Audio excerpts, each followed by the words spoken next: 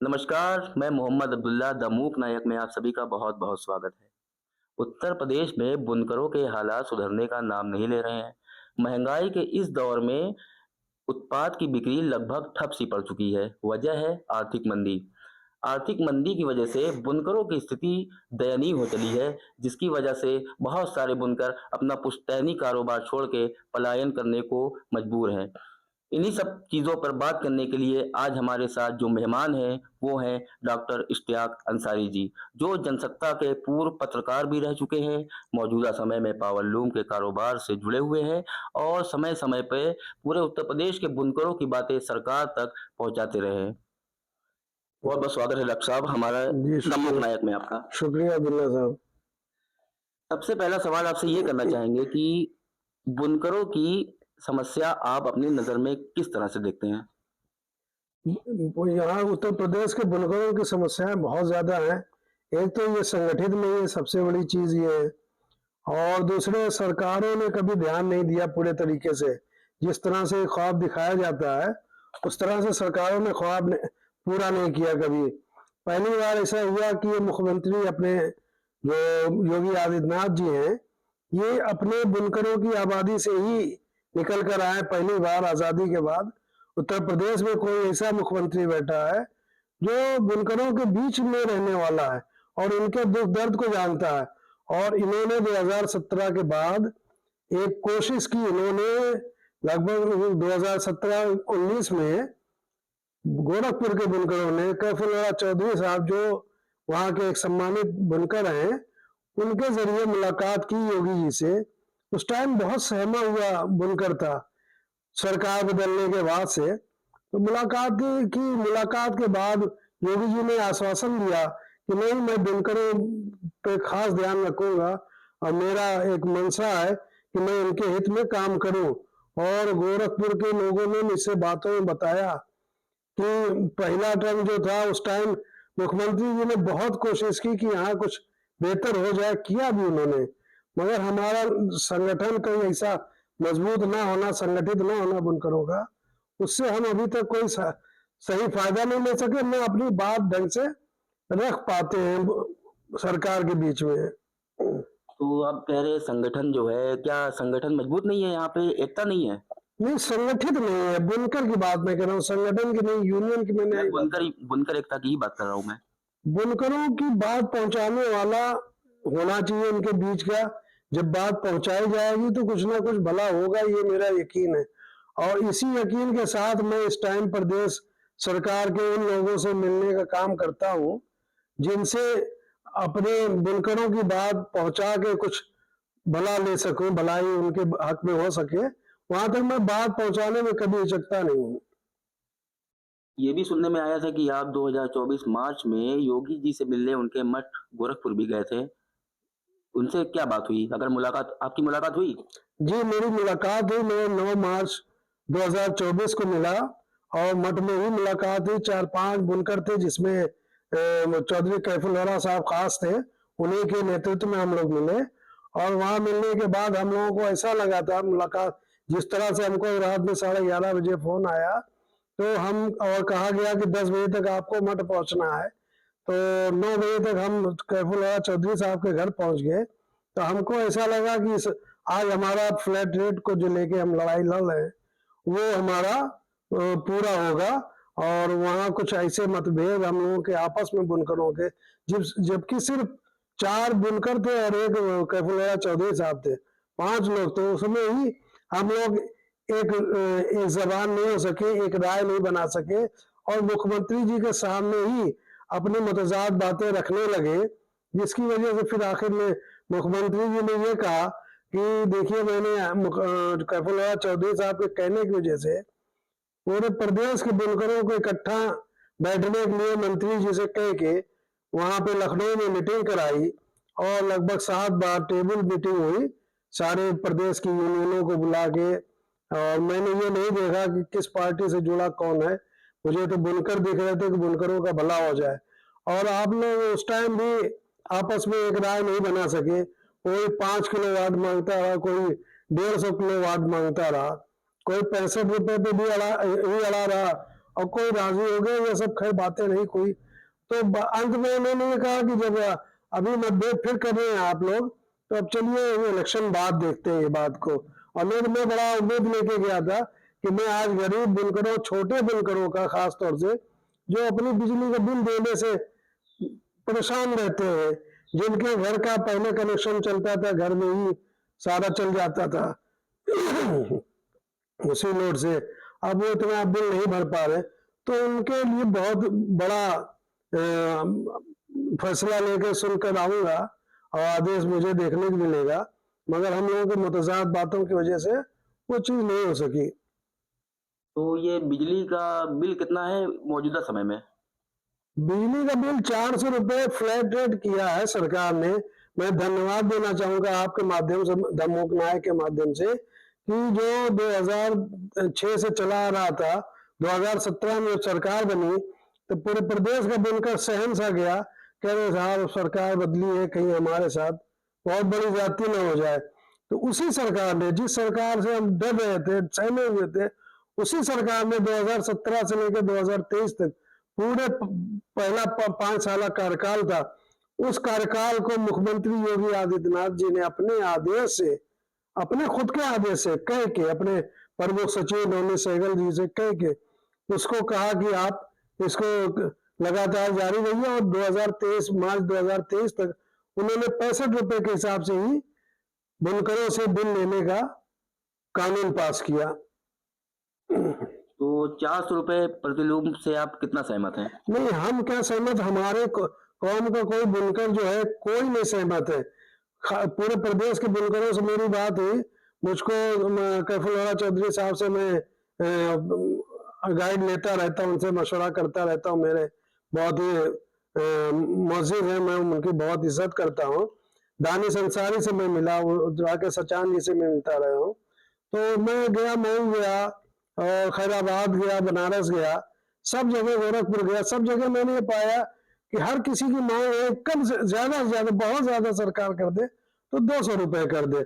और मेरा यकीन है कि अगर 200 रुपए कर देंगे तो यहाँ का बुनकर पूरे प्रदेश का इस सरकार को, जो सरकार के मुखिया खासतौर से योगी आदित्यनाथ जी को बहुत शुक्रिया अदा करेगी, और बहुत उनके इस किए काम से बहुत खुश होके खुशियां मनाएगी। आपने बात की कि आप जो है कपड़ा मंत्री राकेश सचान जी से भी मुलाकात की है, तो उन्होंने क्या आश्वासन दिया 200 रुपए प्रति पावर लूम के लिए?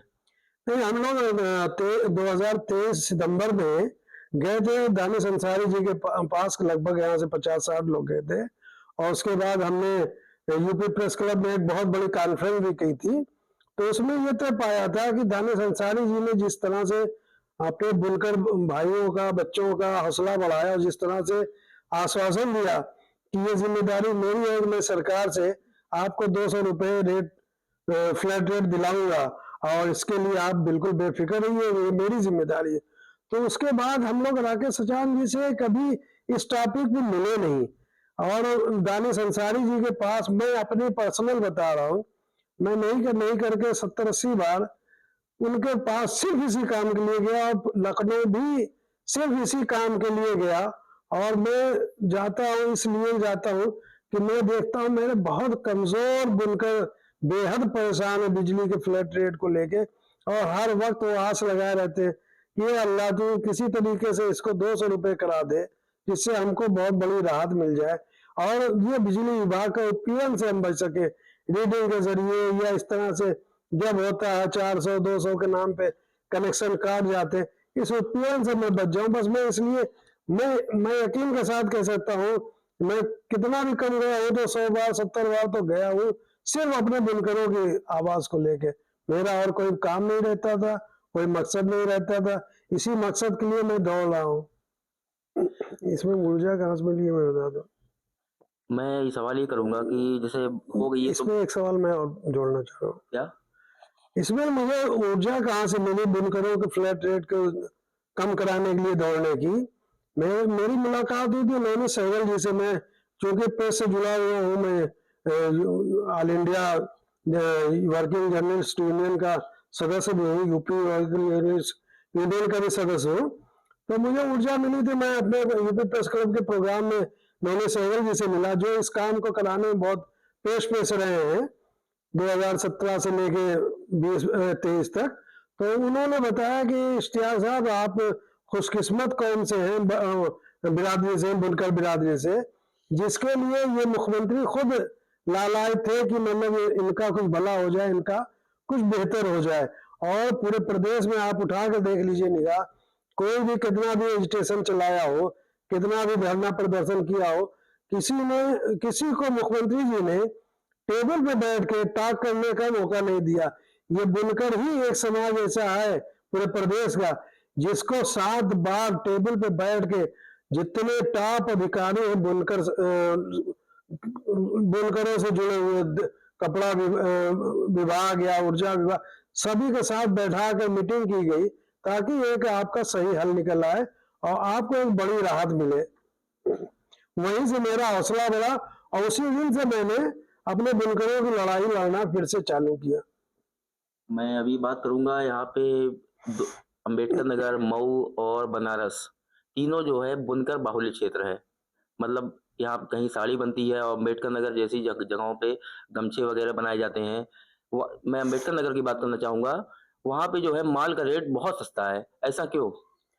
नहीं देखिए, यहाँ साधन नहीं है और सस्ता इसलिए है कि आज साइजिंग प्लांट है जो सबसे बड़ी जरूरत है, प्रोसेस हाउस है जो सबसे बड़ी जरूरत है, यान के अच्छे डिपो जिससे आपको बढ़िया यान मिल सके, सबसे बड़ी जरूरत है। तो सरकार तक कोई ऐसा संज्ञान नहीं ले रही है जिससे इन सब चीजों को डाला जाए। साइजिंग प्लांट डलना चाहिए। आज गोरखपुर, टांडा, मऊ, कानपुर, 4 जगह ऐसी है, इनमें हर हाल में कहीं ना कहीं साइजिंग प्लांट है, प्रोसेस हाउस है। ये सरकार को इंटरेस्ट लेकर डालना चाहिए। सरकार जब बुनकरों के लिए इतने हित में काम कर रही है तो सरकार जब तक इन सब चीजों पर ध्यान नहीं देगी, कपड़े के रेट बहुत बढ़ना मुश्किल हो जाता है। और कपड़े का रेट डिमांड से बढ़ता है। मार्केट में अगर डिमांड है तो रेट बढ़ेगा, मार्केट में डिमांड नहीं है तो रेट। मतलब आप चाहते हैं कि सरकार एक हब बनाए जो किसानों की तरफ माल खरीदे? नहीं, हब भी बना है। सरकार ने एक बहुत बढ़िया पॉलिसी दी थी। यहाँ पे ये हुआ कि प्राइमरी स्कूल के बच्चों को योगी चेक हम लोग कहे, बुनकरों ने जोश में आके योगी चेक, रेड कलर की चेक को योगी चेक नाम रखा। और शुरुआती दौर में तो महाराष्ट्र के बुनकरों ने आगे लूटपाट मचाई, खूब महंगा कपड़ा बेच के गए। फिर योगी जी की सरकार की पॉलिसी आई जिससे प्रदेश के सबसे ज़्यादा बुनकरों ने कपड़े की सप्लाई, लाल चेक की सप्लाई यूनिफॉर्म के शक्ल में दिया और उससे बहुत बड़ा फायदा यहाँ के बुनकरों को मिला। मगर पिछली साल सरकार की नीतियों में कुछ बदलाव आया। सरकार ने अपनी नीतियों के जरिए वो पैसे जो बच्चों के लिए यूनिफॉर्म के आते थे, वो पैसे बच्चों के वालिदैन के और उनके गार्जियन के खाते में डाल दिया, जिससे उन्होंने कहीं कपड़ा लिया, कहीं यूनिफॉर्म लिया, कहीं नहीं लिया। तो जिससे फिर ये पिछला साल जो गया है यूनिफॉर्म की ज़बरदस्त मद्दी का गया। और मैं आपको बताना चाह रहा हूँ आपके माध्यम से कि सबसे ज़्यादा नुकसान गोरखपुर का हुआ, जहाँ के हमारे महाराज जी सीएम साहब हैं। वहाँ से यूनिफॉर्म की सबसे बड़ा, उत्तर प्रदेश का सबसे बड़ा हब जो है गोरखपुर है। चाहे शूटिंग हो चाहे शर्टिंग हो, टांडा से बनती ज़रूर है, मगर सबसे ज़्यादा व्यापारी गोरखपुर के इस काम से जुड़े हैं, जो बहुत बड़ा सप्लाई यहाँ पूरे प्रदेश में देते थे और उससे यहाँ पे बुनकरों को बहुत बड़ा फायदा हुआ। पर पिछली साल सरकार किन वजूहात से बदलना पड़ा, किनके मशवरे से बदलना पड़ा, ये इस पे सरकार को फिर से एक बार गौर करना चाहिए। कह रहे हैं लोग कि पिछले 6 महीने से आर्थिक मंदी से ये कारोबार गुजर रहा है, तो इसकी क्या वजह है? ये आर्थिक मंदी क्यों है और कब तक रहेगी? आर्थिक मंदी तो बाजारू होती है, मतलब पूरे हिंदुस्तान की होती है, मगर हमारे टांडा की जो आर्थिक मंदी है, हमारे टांडा के लोग टोटल चले गए स्टिपुल पे, और स्टिपुल का जब मंदा आया तो उसको संभालता है उद्योगपति। उद्योगपति यहाँ न संभाल के वो खुद अपना सस्ता कपड़ा बेचने में की होड़ में लग गए। तो मैं समझता हूँ कि अगर उद्योगपति कह लीजिए या जो मजबूत लोग होते हैं समाज के, चाहे अपने कारोबार के ज़रिए या अपनी सोच के ज़रिए, वो थोड़ा सा मंथन करें तो बेहतरी आ सकती है। बाकी हकीकत ये है कि मंदी और तेज़ी डिमांड से होती है। अगर डिमांड है किसी चीज़ की तो आपकी कदर है, अगर डिमांड नहीं है तो कदर कम हो जाएगी, कदर कम होगी तो आपका रेट घटेगा, सब होगा। तो डिमांड इतनी क्यों बढ़ जाती है, मतलब डिमांड डिमांड जो है घट क्यों जाती है? क्या सभी लोग एक ही चीज़ बनाने में कूद पड़ते हैं? यहाँ टांडा में ख़ास तौर से यही दिक्कत है कि यहाँ जैसे कोई चीज़ चली उसी पे सारा लोग, सारे बुनकर फोकस कर देते हैं, उसकी वजह से ऐसा होता है। और एक ज़माना था यहाँ लाइनिंग, चेक्स, पॉकेटिंग, बहुत सारे कपड़े बनते थे और लुंगियाँ बनती थी, सब कट गई थी, सब सारे लोग स्टिकुल में कन्वर्ट हो गए थे। तो ये सब तो मार्केट की चीज़ें हैं, ये सब कोई बहुत, अब मेरी समझ से इस पर यहाँ की आवाम अपना सस्ता कपड़ा बेचने पे खास ध्यान दें कि इतना सस्ता कपड़ा हम बेचने की होड़ में ना जाएं, और ख़ास ये ध्यान दें कि कपड़ा की क्वालिटी फ़ौरन गिराने में जो हमारे टांडा, मैं इल्तिजा करूंगा अपने कौम के लोगों से, ख़ास तौर से बुनकरों से, कि वो अपने कपड़े की क्वालिटी बहुत तेज़ी से गिराने का काम ना करें। मेरी इल्तिजा है। मैं ऐसा तो नहीं, ऐसी पोजीशन का नहीं मैं कुछ कह सकूं, मगर इल्तिजा कर सकता हूं। इल्तिजा करने का हक मुझे है। मैं इल्तिजा करता हूं अपनी क्वालिटी फ़ौरन ना गिरा के रेट गिराएं, बल्कि उसको मेंटेन रख के चलें, ताकि ये जब सुधार हो मार्केट में तो हमारी डिमांड फिर अच्छे रेट से बिकने के लिए आ जाए। उससे ये फ़ायदा होगा कि हमको बानी बुनकरों को बहुत कम रेट पे बनाने की ज़रूरत नहीं पड़ेगी इंशाल्लाह, और उनको बहुत मार नहीं झेलनी पड़ेगी, खासतौर से बानी बुनकरों को। जैसे सरकार स्मार्ट मीटर योजना हर जगह ला रही है, तो इस यहाँ के बुनकरों में एक ये भी है कि स्मार्ट मीटर आ गया तो यहाँ का पावर लूम बंद हो जाएगा। तो स्मार्ट मीटर लगने के बाद भी क्या फ्लैट रेट ही रहेगा या बदल जाएगा? भाई इसके बारे में मैं नहीं बता सकता सरकार की क्या पॉलिसी है, और मैं किसी से बता के तो नहीं जाता हूँ, मगर मैंने इस बात को जहन में, जो मुख्यमंत्री के बिल्कुल करीब से करीब लोग हैं उनको बता दिया है, उन तक पहुँचा दिया है कि चाहे आप निजीकरण करें, स्मार्ट मीटर लगाएं, कुछ भी करें, मगर बुनकरों को फ्लैट रेट देने में कभी भी कोई समझौता ना करें। ये मेरी है, अर्जी लगी हुई है पहले से ही। मैं चूँकि बताता नहीं हूँ, बहुत चर्चा नहीं कर पाता हूँ, मगर मैंने ये अर्जी मुख्यमंत्री जी के जो सबसे ज़्यादा करीब हैं उनसे ये बात मैं कर चुका हूँ कि आप बुनकरों को हमेशा जेल में रख के चलिए। अगर निजीकरण होता है, स्मार्ट मीटर लगता है, कुछ भी हो, मगर गरीब बुनकरों का फ्लैट रेट ना ख़त्म होने पाए। अभी आपने बात की दानिश आज़ाद अंसारी अल्पसंख्यक विभाग के मंत्री हैं, उत्तर प्रदेश सरकार में राज्य मंत्री हैं, तो उनसे जो है अभी तक कोई आश्वासन मिला आपको? वो आश्वासन क्या, उन्होंने अपने लेटर हेड पे लिख कर दे रखा है माननीय मंत्री जी को, मुख्यमंत्री जी को, राकेश सचान जी को, और उनका कहना ये है कि इस पे बराबर वार्ता चल रही है। अब कुछ हालात अपने ही तरफ से बिगड़ते बनते रहते हैं, उसका मैं नाम नहीं लेना चाहता हूँ। कभी विधानसभा में मुखालफाना चर्चा हो जाती है, कभी कहीं कुछ हो जाती है, तो अड़चने आती है, मगर मैं आश्वस्त हूँ कि इंशाल्लाह होगा होगा होगा इंशाल्लाह। बुनकरों की शिक्षा की बात करूँगा। यहाँ के बुनकर जो है शिक्षित नहीं है, तो उस पर आप क्या कहेंगे? मैं बुनकरों की शिक्षा को लेकर बहुत चिंतित रहता हूँ, बहुत फिक्रमंद रहता हूँ, और जो भी एजुकेशन से जुड़े लड़के हैं, नौजवान हैं, उनसे मैं चर्चा भी करता रहता हूँ। और मेरे पास प्लेटफॉर्म की कमी है, मैं इंतज़ार में हूँ कोई ऐसा प्लेटफॉर्म बन जाए जिसके ज़रिए मैं कुछ बेहतर करा सकूँ। बाकी सरकार में बैठे अल्पसंख्यक राज्य मंत्री दानिश अंसारी जी से भी इसकी खूब चर्चा हो रही है, और वो भी मन बनाए हुए कुछ ना कुछ बेहतर करके देंगे, और काफ़ी लंबा आश्वस्त कर रहे हैं वो, और इंशाल्लाह कुछ अच्छा वो भी करेंगे, ख़ास तौर से टांडा के लिए। बुनकरों के लिए आप और क्या कार्य होने चाहिए? आप क्या करेंगे बुनकरों के लिए आगे? और नहीं, मेरा तो देखिए फ्लैट रेट सबसे बड़ी मांग है, मैं उसी के लिए अभी इधर 2 सालों से कंटिन्यू काम किया हूँ। और दूसरा मेरा मिशन है एजुकेशन। अब उस पर कितना मैं सफल हो पाता हूँ, कितना कर पाता हूँ, मैं अभी उसके बारे में कुछ कह नहीं पाऊँगा। और बाकी मेरी लड़ाई जो है फ्लैट रेट की, हालात देख के तो मुझे भी बैठ जाना चाहिए था, मगर जब तक मुझे कोई अपने दरवाजे से नहीं हटाएगा, कि नहीं साहब अब बुनकरों का यहाँ से कुछ नहीं आपका भला होने वाला है, आप अब यहाँ मत आइए, तभी मैं उनके दरवाज़ों को छोड़ूंगा। नहीं तो मैं उनके वहाँ बराबर लगातार अपने गरीब बुनकरों के लिए संघर्ष करता रहूँगा।